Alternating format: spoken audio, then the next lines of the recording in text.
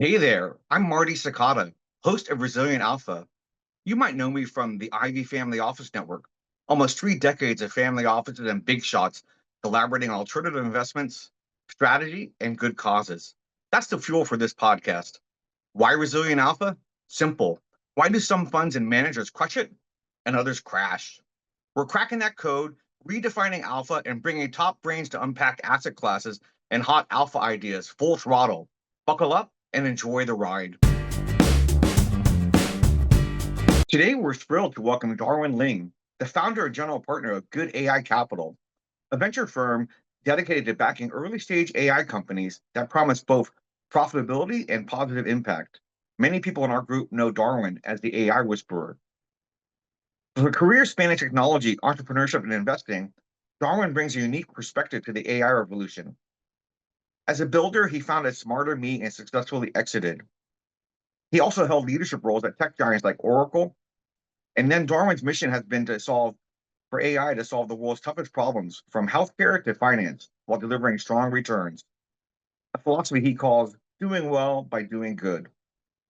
Darwin's insights are shaped by his deep experience in Silicon Valley and his global outlook on the AI landscape, including the contrasting dynamics between powerhouses like the USA and China. At Good AI Capital, he's backed a portfolio of cutting edge companies in fintech, healthcare, and enterprise SaaS, leveraging his knack for spotting transformative technologies early. Darwin's at the forefront of the new AI industry investment strategies. He guides founders and investors alike through his fast evolving frontier. In this episode, we'll dive into his take on AI as an investment thesis, the future of AI enabled applications, and how he navigates complexities of proprietary versus open models in a competitive global market. I am Shelley O'Donovan from the Authentic Influence Group, but today I'm actually your host for Resilient Alpha. And it is my absolute pleasure to welcome on the program today with us Chad Stender, who's the managing partner over at 76 Capital right here in Philadelphia. Chad has worked in professional sports. He has been an entrepreneur and a venture capitalist for over a decade. He focuses on deal sourcing, leads finance and operations, and investor relations for the fund. He's been awarded the 2018 Philadelphia Business Journal's 40 Under 40, which is a very coveted spot in Philadelphia, and the 2018 Southern New Jersey Business People's 40 Under 40. Prior to 76 Capital, he's worked for the Philadelphia Flyers and Comcast Spectacors. And any of you would know that these are big Philadelphia names, and 76 Capital in particular is just a great company in the region and really one of our shining gems that we like to highlight.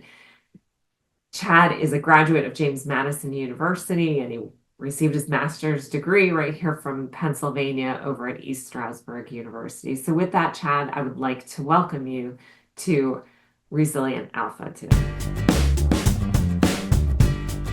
Hi, this is Marty Sakata, and we're back for another episode of Resilient Alpha. Today's guest is Darwin Ling, the founder and general partner of Good AI Capital, a venture firm dedicated to backing early stage AI companies that promise both profitability and positive impact. With a career spanning technology, entrepreneurship, and investing, Darwin brings a unique perspective to the AI revolution. He's not just an investor, but a builder himself, having founded Smart Me, an AI driven sales coaching platform that he successfully exited, and held leadership roles at tech giants and innovative startups alike. His mission at Good AI Capital is rooted in the belief that AI can solve some of the world's toughest problems, from healthcare inefficiency to financial inclusion, all while delivering strong returns, a philosophy he calls doing well by doing good. Darwin's insights are shaped by his deep experience in Silicon Valley and his global outlook on the AI landscape, including the contrasting dynamics between powerhouses like the USA and China. At Good AI Capital, he's backed a portfolio of cutting-edge companies in automation, robotics, autonomous driving, healthcare, and enterprise applications, leveraging his knack for spotting transformative technologies early. As AI continues to redefine industries and investment opportunities, Darwin is at the forefront, guiding founders and investors alike through this fast evolving frontier. In this episode, we'll dive into the take on AI as an investment thesis, the future of AI-enabled applications, and how we navigate the complexities of proprietary versus open models in a competitive global market. Darwin, thanks for joining us. Absolutely. Great to be here. So, before we get started, because I've known you for a few years, maybe you can talk about your journey, how you got to where we are. Take a couple of minutes and talk about that, and then we'll jump into the questions. Sure. So, hi everyone. My name is Darwin Ling. I'm the founder and general partner of Good AI Capital. At Good AI, we focus on early stage AI companies, particularly what we call apply AI, with a strong focus in healthcare, enterprise, as well as automation. So we have what Marty mentioned that I think our name is called Good AI Capital. The good really stems from what we call doing good, doing well. So we want to partner with founders and entrepreneurs that really have a deep desire to use technologies, of course, in this case, to tackle some of the most challenging problems faced across industries. And my journey actually as a founder and entrepreneur really kind of inspired me to get to where we are today. So I have a successful career, both as an investor, as an engineer, as an entrepreneur. So one of the great desires that, but yet there's still too many things, too many problems remain to be solved here. And actually, this is my goal and desire to really want to partner and actually nurture the next generation of entrepreneurs. Because at the end, I think the financial prosperity is going to come from entrepreneurs, the next generation. So I think this is actually something that we feel deeply about, strongly about, and that's led to me my transition in career as an entrepreneur to be a full-time venture investor. Right. So it seems like you've done work in fintech, healthcare, enterprise SaaS. What's led you to look at all of this, different portfolios of different technologies? Is it the commonality of AI, or what's led you to that? Yeah, I think in general, as of today, I mean, everybody is looking at the Magnificent Seven, right? So, every AI, you have to talk about OpenAI or NVIDIA. To us, I think this is a good trend. There's a new opportunities. What we evolve as everybody must have heard of, is called large language models. Yes, it's a generative AI. It has a lot of promises, but the promises has not translated into some of the specific areas like healthcare, for example, right? So how can we use AI to do a better job in, say, helping the doctor to, treat patients? How do we use AI to improve the automation for manufacturing? How do we use AI to provide a more secure cybersecurity framework to protect the enterprises, right? So these are the things that we felt that there's a strong gap between it. And I think this is sort of the opportunities for us as a venture investor, where we can actually look at the earliest innovations possible to tap into the capability of this strong of AI and then apply towards those industries. AI is kind of like that common thread, I guess, of process that a lot of people use. Yeah, it's a tools, right? So people, I think, look at AI, it seems to like get kind of carried away with the buzz, right? AI can solve every problem in the world. But AI is just another tool. It's a very powerful tool, but you need to have the expertise. Let's say, if you want to do an AI drug development, right? You can just find some engineer that happen to know AI quite a bit, but has known nothing about cancer treatment or the biology or the chemical side of things, right? So you need to kind of have this integration of the team in order to understand and actually come together and solve these problems. Sure. I mean, we've had Tom Farb speak many times to our group, and he's kind of, bridging these two disciplines of, healthcare labs and AI, using different types of, data models and large language models to be able to, look at cells that you're testing, et cetera.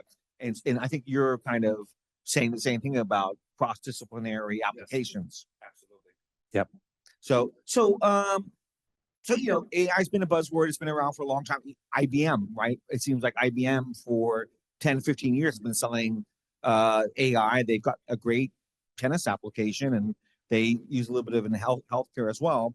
But it seems like it really came to the forefront in the last couple of years, right?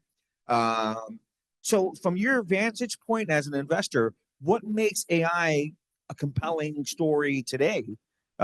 Any specific sectors that you look at and that you're most excited about? Yeah, so I think we talk about healthcare a lot.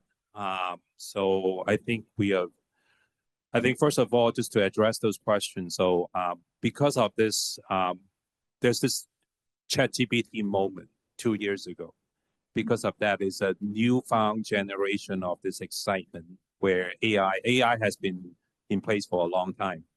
But until the whole ChatGPT comes along, that really kind of capture the imagination of everybody that, wow, AI can do an amazing amount of things, right? But what you see 2 years ago is just the beginning, right? So now I think people are seeing like all these wonderful applications that you can tap into, and that's actually where the excitement is. So, so one area that I think we felt very excited about, we talk about healthcare, but in one area that we even feel strongly about is an idea called precision medicine. So precision medicine, for another term, actually is called personalized medicine. And what that means is a medical approach that essentially try to look at data and how do we kind of tailor a specific treatment for a very specific patient. So the goal is that you want to deliver the right treatment to the right patient at the right time. And those are kind of like genetic-based So approaches where you have to find somebody's genome and then deliver, absolutely, manufacture the medicine, or use some sort of their white blood cells, whatever. Yes, absolutely. Re-engineer them. Yeah, so basically, there are multiple. You kind of nailed it. I mean, the idea is that it's a very general term, but it has a broad different applications, right? So you talk about different therapies, for cancer therapies. So the current, kind of have this one size fits all that, you have to take these drugs in order for a patient. But every patient's profile, including the genetic, genomic sequencing, is different, right? How do you find that actually genetic, mutations? So you look at that from a data perspective, and then you can actually kind of tailor the treatment for that patient. And also there's another application for like, diagnostics, how can we look at the genetic makeup of a patient so that I can potentially do an early disease detection for lung cancer. We call that a biomarker detection. So biomarker essentially is like a signal to a disease. It's not the disease, but you can actually have that detection towards that using, all this vast amount of data that is available, whether it's from a medical imaging or from, on a different level.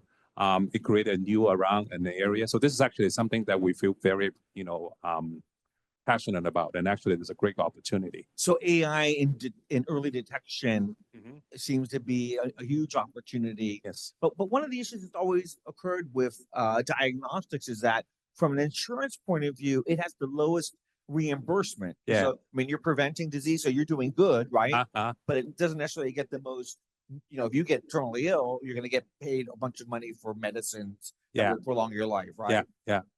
That the same thing doesn't really happen with, so how do you balance the expectation of, diagnostics versus therapeutics? Actually, that's a great question. So actually, you're absolutely right. And I would actually add to the point that actually diagnostics actually has a little bit more advantage than the therapeutics. While therapeutics, first of all, is a long process, it's an expensive process. Developing a drugs usually take $1 billion, take 10 years. So from an investment point of view, that's actually a little bit more challenging. So from a diagnostic point of view, actually it has a little more advantage. So a lot of the companies that we looked at, the way they kind of structured the deal is that there's a very clear what we call a 510K approval process. By 510K, essentially you have like a medical technology or medical devices you want to bring it to the market. And in order to bring a market, you have to find sort of like a predicate, in the market, and predicate meaning an existing devices that do the same thing. Right. So you actually do that, and actually allows you to use that pathway. That now I have this thing called AI that allows me to find the discovery much faster than the existing devices here. So actually that provide value, and actually that also because of that, you will get the reimbursement code because there's an existing devices. Doctors we prescribe the same services because it's a better service, it's a better product. Now. One of the big questions all healthcare investors ask is who's the payor? Yeah. And you're saying that when there's already an insurance code, it makes Absolutely. getting to that payor that much Yes, faster. absolutely. You got it right. So actually, from a investment point of view, it's very clear because you have a line of sight as opposed to wait until the 10 years, to see whether this thing is going to happen or not. But of course, there's from a therapeutics development, there's also kind of like, things where you can provide different value add, not only just from a therapeutics development, just say, you can use data and actually AI in this case here for say, look for how can I select the patient population, because clinical trials is also one of the huge issues, finding the right patients to actually do your testing, and AI can help a lot. So it's not necessary and improving the end goal, but you will actually improve a lot of incremental points in between it, then eventually can lead to the big prize at the end. Yeah, it's really interesting. I mean, so you look at diagnostics, and all of a sudden you may have a pool that's 5 times larger. That's pretty. I mean, because I'll give you a great example from our work with Stand Up to Cancer.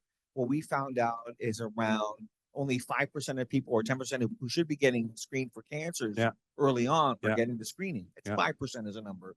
And if another, if it went up to 10%, which would double the number, it would kind of break the system because the system isn't really structured, to prevent. It's structured to treat. Well, not only the absolute number, right? It's just the qualified, the more the candidates that are supposed to be using screening, say you want to hide even the higher risk population.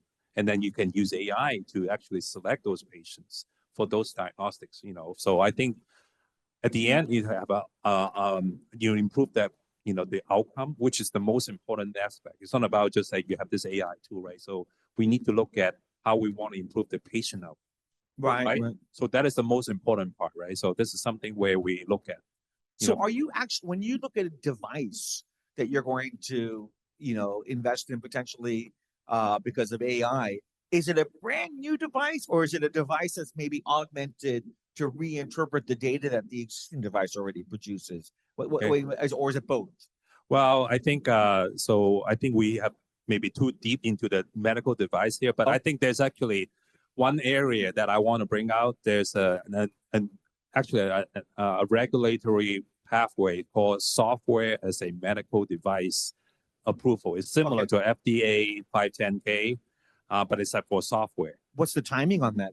It's similar. It's basically, it's actually even faster than the. We're talking like 2-year approval. Even shorter. Wow. Even shorter. So the idea is that really as a software, think of it as you are just testing software.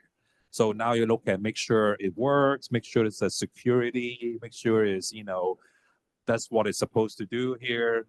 So if you recruit that, have patient data that can prove that, you can actually do, generally without actually say, I think medical device has a little bit more advantage, especially if you just try to look at, if you're using a very strong data point to prove that. I think that actually you will actually have a better. I won't say easier, but it's just like, it's not as a hurdle that we usually always think about medical products. So we're talking about AI in diagnostics, but we're not talking about AI in treatments. Yeah. And like something that I like to say is that I think it's around 25 to 35% of all therapeutics that are prescribed by physicians, they go to specialty pharmacists, right? Specialty pharmacy is growing larger and larger. It gets back to the whole customization approach of healthcare that you're talking, personalization, right? And some doctors say, well, because of who you are and what you look like, or your weight, or your age, you need twice as much or a quarter of as much of a. So we're gonna go to a specialty pharmacist. So do you see AI touching that space as well? The prescription of the therapeutics? Well, I think that actually leads to a different area. So we actually recently invest in a company called Persist AI. They are not, they're also for drug. Actually, they're focusing on what we call a drug formulations or reformulations. It's actually addressing the manufacturing problem.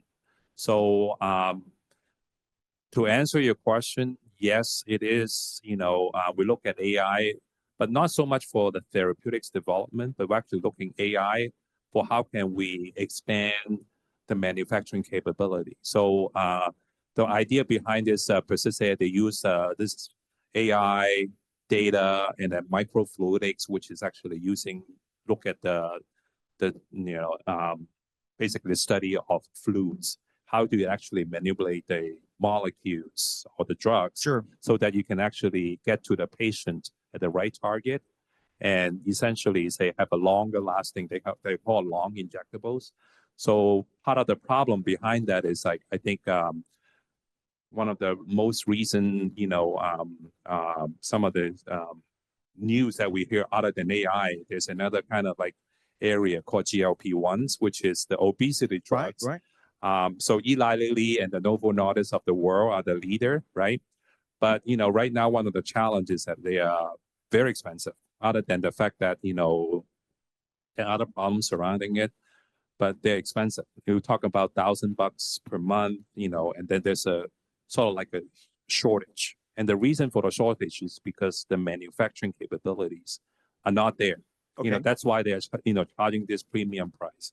So what we invest in this AI company essentially is to how can we shorten, expanding the manufacturing capacity using robotics, using AI, using all these advanced technologies. So make it more efficient. Make it more efficient, and at the end, so we can actually make this so that we can drive down the price and hopefully make it more available to the public, right? So, and by the way, Eli Lilly is a co-investor in this company.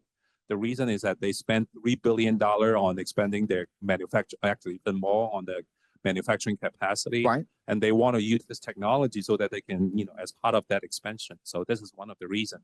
So it's a little bit adjacent to what you're trying to look for, but I just want to kind of bring up, there's a whole kind of like behind the scenes that are happening other than just like, I want to look for the best therapeutics. But if you don't have the great manufacturing platform on the end, then actually there's still a bottleneck that you want to reach to the ultimate goal of like, reaching to the people who really need to have it.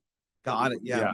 So just taking a step back, I mean, let's say like in 2000, 2001, there was a big crash in the market, all the internet stocks were crashing and, 25 years later, we look at things and we say, well, although a lot of the internet stocks crashed and burned, the internet is bigger than ever, right? And it's not just internet, it's Internet of Things, AI, et cetera. Yeah.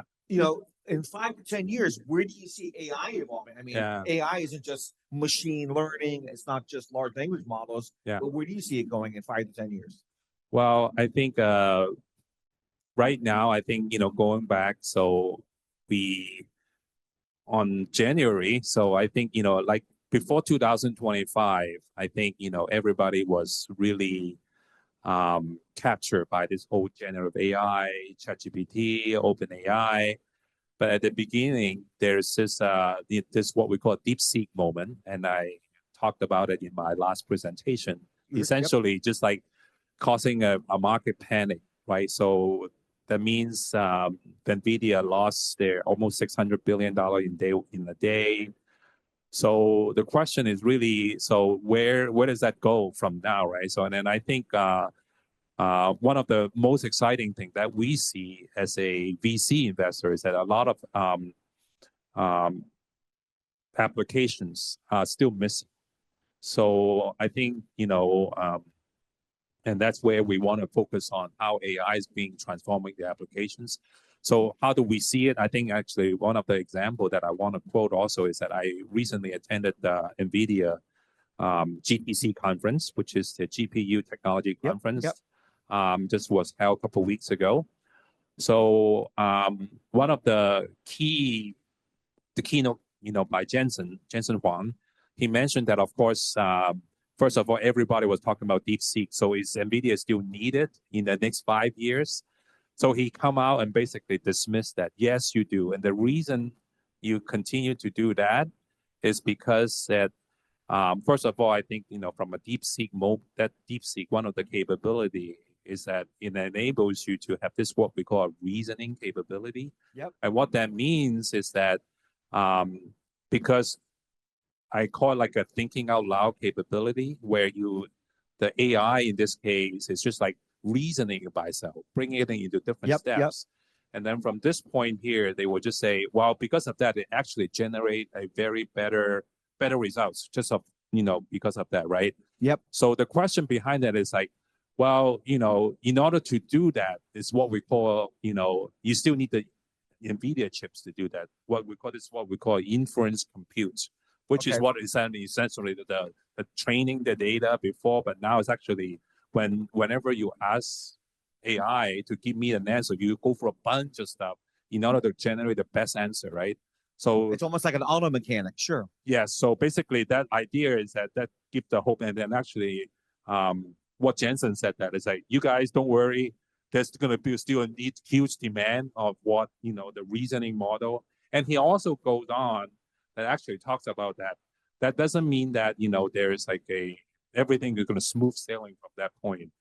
There's actually a natural contention where yes, you want that intelligence level, what we call the amount of tokens that you generate, but at the same time, I don't know if you have used like a DeepSeek recently, but when I try to ask for it, it just spewed out a bunch of stuff here. It takes you a long time, but you wait for that, right? So imagine you trying to go for a customer support. The customer is not going to wait for that to come out with that answer for like 10 minutes. Yeah, nobody right? wants a GTs on what's going on. Yeah. So the idea is there's a contention or tension between the customer response time and also the intelligence level. Of course, the more tokens you generate is better. Yeah. But at the same time, you can't just ask for people to wait for 10 minutes to wait. So I think the idea behind that, how we see it, is really from an NVIDIA from infrastructure point of view, that at least that's what NVIDIA is pointing out, is that yes, they're building more powerful chips that are built on actually, not just for training, but for this inference compute that can satisfy the both aspects for the intelligence level as well as the sort of like the customer response time, right? So you have this kind of what they call frontier as an aspect. So to answer your question, how do I see it for the next 5 to 10 years? Yep. So that's the part where, it's a long answer to your question. Yes, the question is like going to shift towards from a data center centric kind of computation to what we call inference compute. And what that means is that we're going to translate or push it to applications such as, healthcare, how do you do, manufacturing, how do you do robotics, how do you do, the autonomy. At the end, all that intelligence are shifting to what we call not exactly the edge, but actually the opportunities like shift away from the data center centric to the edge, if you will, or to the application level. So that's where the innovations are going to come about. And that's actually where we want to invest here. So, I mean, are you seeing that open source will be predominant versus proprietary models, or do you see a place for both of them, or do you see really the money being made one place or the other? Well, I won't say it's a money-making process here. The way we look at here, I think open source or the DeepSeek, one of the key moments is that it really, come out as an open source model. And I think this is something where it's a driver for innovation. It's a spur of innovation. It's not so much about you can make more money that way, because I think we have to look at it as an industry, as an ecosystem where, everybody benefit from each other, not necessarily just like one's proprietary kind of company that you can just go all along. History has been proven that, that collaboration or the lack of collaboration will limit your growth. So open source is actually becoming a driver. So I think, funny thing is that whenever DeepSeek comes out, it's an open source model. And first of all, Sam Altman, who is the CEO of OpenAI, come out and slam against them. These guys immediately say, he was sending President Trump and say, President Trump, you should ban them just like you banned TikTok. Yeah, wasn't OpenAI originally open source? Well, they were nonprofit. That's another story. They were trying to build a problem to try to solve this AGI problem. But that's a different story. It's not about. Facebook is open source. Oh, yes, Facebook has an open source Llama model. But again, I think this, again, to us, it's not necessarily just where you make money. So, and I can actually give you a quick example. Okay, great. So this is this idea called, we heard about large language model, which is like basically what OpenAI does is like they're actually training data from everything from the internet, to build up a vast amount of data, right? So there's this idea called small language model. Yeah. So the idea is that really, let's say you are a hospital, right? So you want to say, I want to build up use an AI model, but based on my patients. So first of all, I don't really care about these other 10 billion things out there about, from movie scripts to whatever that you're looking at. All I care is that the patient data. What if I can actually specialized AI, a much smaller model? But the way they do it here is that before this open source model here available, they would say, well, the only way I can do that is that I need to hire OpenAI to train my data so that I can build up this model, right? So first of all, that's pretty expensive. OpenAI will do it for you, but you need to pay them, right? And second is like, well, now that you're talking about patients' data, are you willing to just throw it off to OpenAI to let them just go for it, right?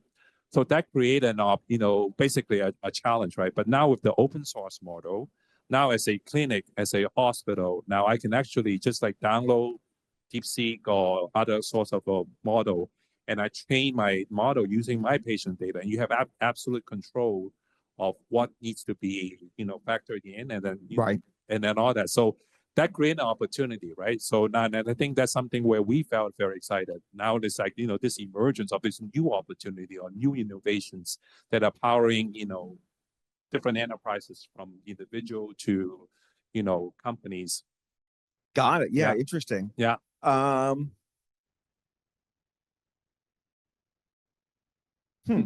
So I guess we have, this contrast between OpenAI and DeepSeek, but I have to think to myself, and maybe it's another application of AI. Why can't you use AI to kind of backwards look for how people are, hiding corporate secrets, or what's the next logical development in their own, corporate programs? I mean, it seems like that's something that AI would almost be trivial for AI, because most companies use the same process to develop Advantage, right? So it seems to me, and that's not this is a Marty Takata generated question, Okay. not an AI generated question. It's really about. It seems it will be harder for humans to hide things from AI, right? Based on reasoning, et cetera. I mean, so one of the things that we look at with Evercure when they're looking at developing data is that there's a lot of data in scientists' notes, right? From different pharmaceutical companies that refer to other uses of pharmaceuticals, et cetera. Is there that possibility of grabbing, data and how much that data is readily available, right? So, and the more advanced AI gets, the more it can assume things by reading stuff those same scientists have published in the media or in scientific journals, et cetera, right? So, I mean, it doesn't seem to me to be hard for people to kind of back into data using AI. And next steps I'm talking about from a strategy point of view, right? Because we're saying you've got open source versus, closed proprietary. And I'm saying that proprietary is going to become more and more difficult to preserve because AI can back into lots of things. Yeah, I think that's probably true. But again, I think I will focus on really that collaboration effort, right? So I think, some of the actually, that one point that I point out for DeepSeek is that there's actually there's another aspect of it. So I think they were, first of all, they were developed in China, and people tend not to think China is the hub of innovation, right? So, and then also there's kind of like another headwind where there's like a lot of restriction for exporting, the NVIDIA chips, the GPU chips. So there's a question that how can these guys build up this powerful model with all these different restrictions around it? And they claim that they built the whole thing in $6 million. So that's yet to be proven. But, regardless, there's truly innovations that are coming out. If you look at how they do different process, how do they do reinforcement training and all that, how do they get to the smaller size, much more cost efficient? So innovation is happening. And why is that there's innovation? I think there's always this, I quoted is the necessity is the mother of invention. That's a good one. Yeah. Because, when you don't have much, then you start to, really fight for it, right? So they figure out, let's think of something more creative, innovative, right? So, so idea is that you go back and now the proprietary system is like, that's also kind of another factor that kind of surround it is that when you say proprietary system, they are funded by a lot of resources. So with that kind of like constraints or not constraint or latitude or flexibility, you tend to be less flexible. And yes, eventually you can go to like, get to the data and whatnot, right? But you really want to try to do that to kind of figure things out? So I think that's a more Interesting. as a more important aspects of say, how we kind of push forward for the innovation as opposed to like who control the data and all that. And by the way, actually, that's in terms of data, I think this is something, I think one of the questions that you mentioned is that what kind of AI companies that we want to look at. So I think we look at healthcare, AI and all that, right? So one of the key theses is that where do they get, let's say I have a medical imaging, AI company doing diagnostics. Yep.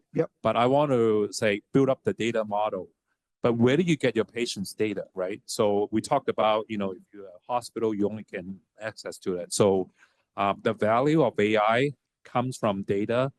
They are not coming from what we call algorithms, so that's a very true. So going back to that example where, you have to, essentially, if you have that kind of medical imaging data, somehow you have access as a startup or as a hospital, that become your IPs, your intellectual properties, right?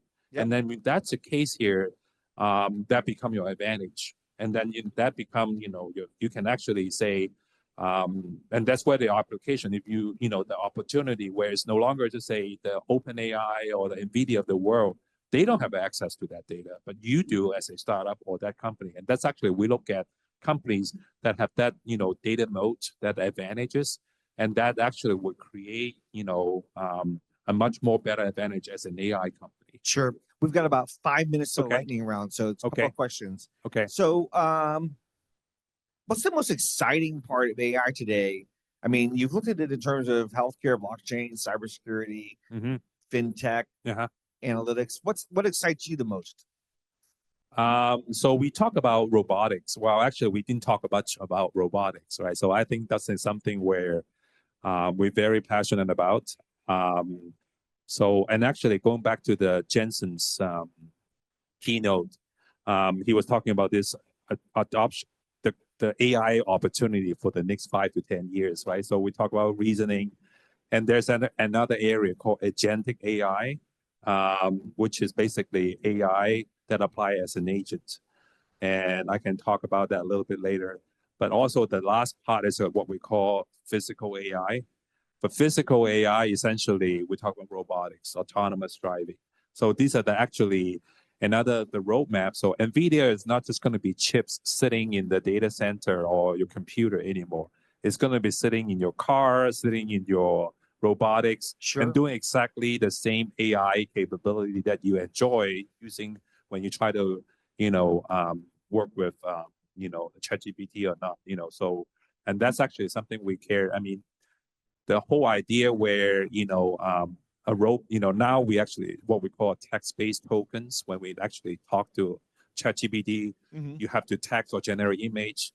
But, what about we can actually tokenize actions, right? A robot can now learn from a human for operation, say, how can I move this table from point A to point B, right? Yep. So it's through training. It's not built by algorithm, right? So you have to train the robot in order to do that. So actually, that's where the new opportunity. Right. Yeah, so this is something we felt very excited about. Right. So if you have children and a robot's not used to them, you Uh-huh. have to train it to walk around them, not over them, right? Yeah. So think of a case, right? If you like, I have, in a warehouse, if I want to move stuff, say from point A to point B, right? So you used to rely on maybe a human or a forklift, whatnot, right? So now you can actually have robots, but the robot is like, there's so many different obstacles, right? What if something falls? What if somebody knock you down? What if you have something where, you need to have kind of you do that, you react based on some sort of previous training. You can't just use some sort of algorithm. So if you just actually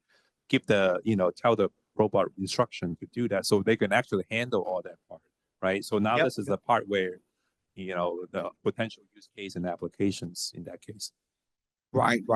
So when you look at your investments, because you've been investing for a while now, Mhm. how do you look at things in terms of being like a green field where there's nothing in that application right now versus there's already like an existing champion in the space? And Yeah. does that impact your decision to invest? Well, I in think that there's no, I won't say there's any green field right now. I think AI has been kind of has been happening for a lot of. So I think what we call should be a nascent stage of development is what. So, I mean, you talk a lot about healthcare, right? So, and I think I would kind of double click on, say, on the healthcare again, how we do diagnostics, and actually there's a labor shortage in general, say for healthcare workers. So if AI, how we can actually use AI to improve that, I think that's it's a green space, because then a lot of things that you're building AI for the sake of AI. You're not building an AI for a particular problem. So that's in healthcare, for example, there's overworked, burnout doctors. How can we kind of improve anything that is mundane, repetitive, and then take that out of their loop, right? They're not trained to doctors are not trained to do paperwork. If there's AI can help that to improve and actually improve the treatment process, help them make better decisions, right? So a doctor is not going to look at 10,000, patient's record in order to decide what to do next, right? But AI can help. So these are the opportunities. And I think, I would say low hanging fruits, as opposed to a green field. Right. It seems like you want to hit the low hanging fruit first and then continue on to the other innovation. So this has been a great round. We're going to take a 2-minute break to prepare for the lightning round. Okay. And then we'll get to that. Okay. As soon as you're ready. Okay. Thanks. Sounds good.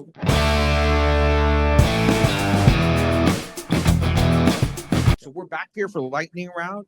And as I said, Darwin, you're one of the biggest insiders I know in the AI space. What's the biggest breakthrough of 2025 so far? DeepSeek. Great. Underrated AI sector. Cybersecurity. China's edge in AI. What's one area we think China has an edge over the USA in AI development? I think the edge is really, I talk about DeepSeek, and more specifically talk about the culture. How is it different than what the old tradition where we think AI is a copycat in general. So I think there's a fresh challenge, and there's a lot of strong government support. I think that's just the AI edge. New innovation, huh? Yeah. What's the USA's edge in AI? I think it's still on the infrastructure, capital. This is actually the edge. Of course, we all on the semiconductors, and then but idea is that itself at that edge is not going to be sustainable. Giving I talk about this necessity of mother invention. So China is going to continue to develop new infrastructure to support that, and eventually, I think they will catch up. What do you see as the impact of open source AI models on the competitive landscape? Again, it's a spur of innovation. It creates new business models, and because of openness of data access also, right? So that is actually that transparency will create an advantage. And for people who can capture that data advantages, they will become the next unicorn for AI companies. Will proprietary models remain dominant over the long term, or are they going to lose ground? Definitely not. What is an AI investment strategy based on today's environment? I would say this is should not be just a AI investment strategy. It's just a general investment strategy. I think we are being captured by this Magnificent Seven and also on the S&P 500. AI is only dominated by the 7 companies, and actually that's not true. And we see the market just tumble because of all that, AI. So I think the key word is that try to diversify to different asset class and potentially different sectors. What's the most overhyped AI trend? I think like to say quantum on AI, not quantum by itself. Quantum computing, there's a lot of always talk about quantum computing is going to be accelerated AI, but fundamentally quantum is a different science and different technology. It solves a different set of problems than AI. So when people say we're using quantum computing to create a new AI engine, that's the overhyped thing. What advice do you have for AI founders? What's the one thing that you would tell them when pitching their startup? So I think focus on the price. We tend to, when we invest in companies, we look at 3 parameters: product, market, and team. So focus on the fundamentals. Do not just, try to build an AI company just for the sake so that you can attract VC's attention. Try to focus on what the product is, who your customers are, and recruit a great team to build a product. Then you will serve you very well at this moment. What's the next big frontier in AI that investors should be watching? Next frontier in AI. So I guess I talked about that. That's like we talk about agentic AI, Right. and also the physical AI. We talk about these 2 things. Small language models? Small language model is an offshoot for that open source. So agentic AI is essentially so think of an example where if I'm planning a trip, so right now if you ask OpenAI, they would just say, oh, which hotel you should stay at. Right? If you just kind of give the high level description of what you want to do, they will plan out the entire trip. So you might have a very specialized agent to say, find your cheapest ticket, and then another agent to coordinate your, holiday schedule. And then third is like, make sure you don't have the best result so that your wife and kids won't get pissed off and all that, right? So the thing is, sounds like a great application to me. That's exactly a great use case, right? So there you go. So basically it's a breaking down into different specialized things, and you can extend that to healthcare applications. You can extend it to manufacturing. You can extend it to all these different kind of vertical domain we talked about. Well, fantastic, Darwin. Listen, great to have you back, and we're looking forward to seeing you again. Always great to have you. Thank you so much. Thank you so much. Cheers.